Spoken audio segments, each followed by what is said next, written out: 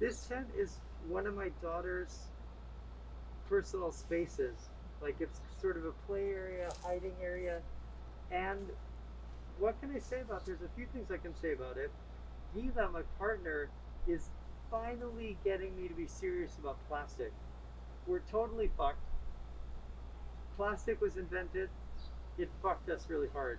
Similar to how Facebook and social media is about to fuck us psychologically. So I'm a little bit bummed about the tent because now I want to get almost OCD about going online and looking for play structures, toys that are not plastic, that are biodegradable, like made out of wood or iron or steel, or just things that can eventually break down or be safe for the environment and won't break down into some terrible microplastic that goes first into the fish, then into us, and then kills everything.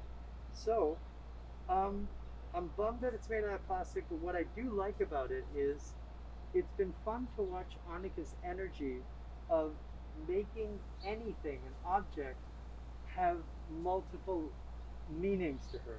It's either a hiding area, or it's a circus area, or it's a place where she and I can go and make caves out of little leaves and rocks that we find in the garden. It just reminds me that when an object is given to you, let's say a chord or a rhythm, you can inhabit it with whatever narrative you want to put into it. And that she teaches me that all the time with this thing, with all kinds of other things I've got here.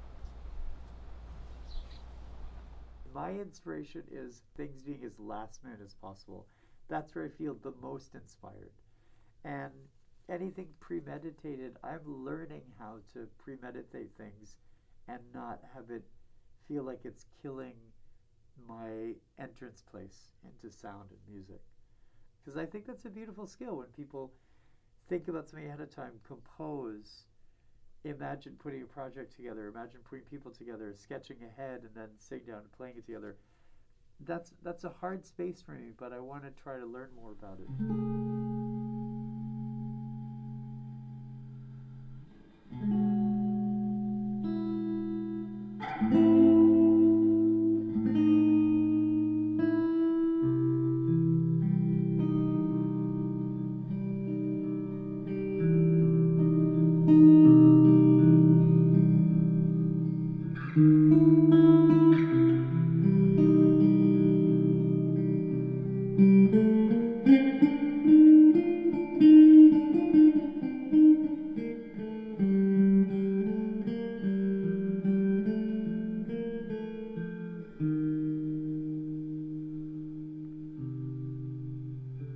How do you make a sound and make someone cry, or make a sound and feel like the room is lifting?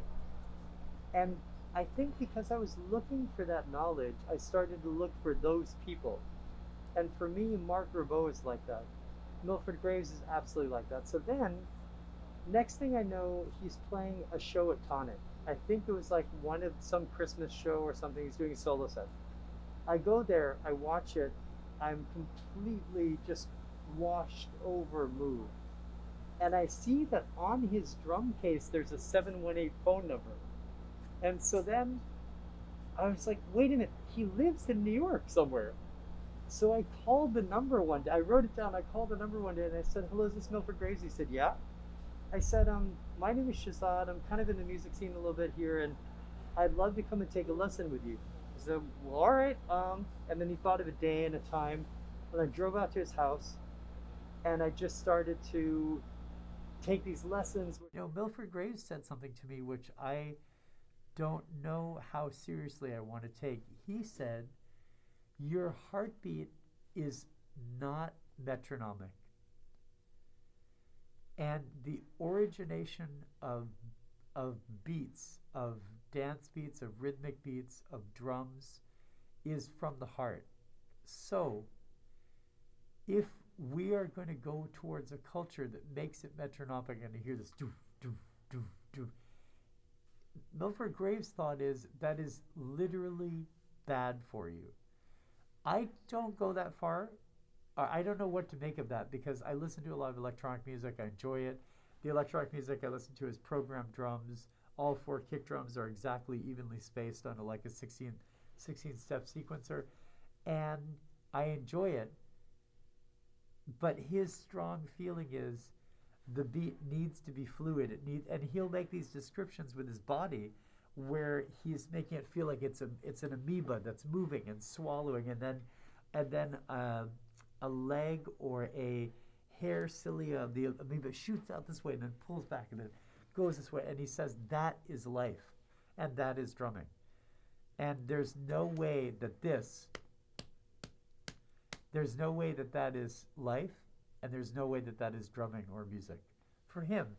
And it's beautiful because it's so radical, it's so strong, he's very serious about it, and it's an interesting point of view to think about.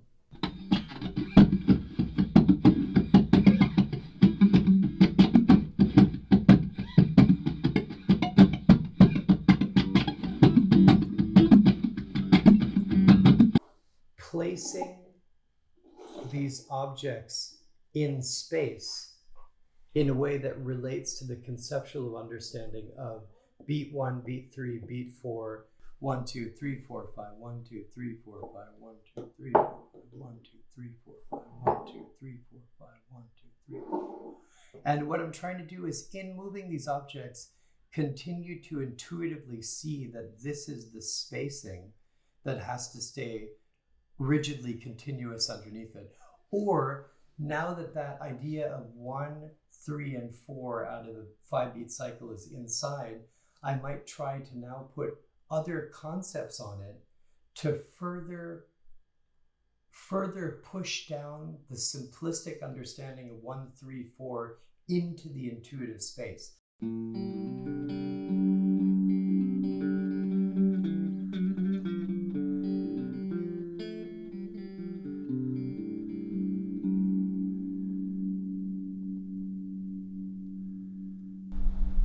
Even the dumbest nature in a city backyard is so extremely beautiful. It's funny. But then that makes me think, like, if you're thinking about a city backyard being too narrow-minded and disillusioned to space, all you have to do is go to Milford Graves' house and you realize that's not the case. Like, he has a yard maybe pretty much his size, filled with specific Chinese herbal plants that he meticulously seeded from many, many years ago. How crafted and astounding his garden is, and the amount of intention and directionality and good shepherding that goes into his backyard. You just see that on the way to the door, and you realize who he is, and you realize what you could be if you wanted to. With Annika,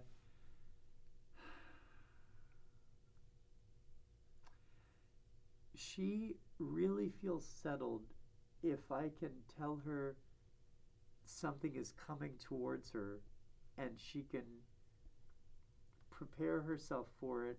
And then once that moment takes place, once I tell her in the morning, hey, we're going to go to the playground, and then you're going to see Keely later on at around 1 o'clock, and you'll be with her for about 4 hours, then you're going to hang out with your mom.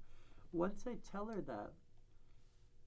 that means that she can then be held by the knowledge of what she knows will take place, and that holding allows her to fall into the experience.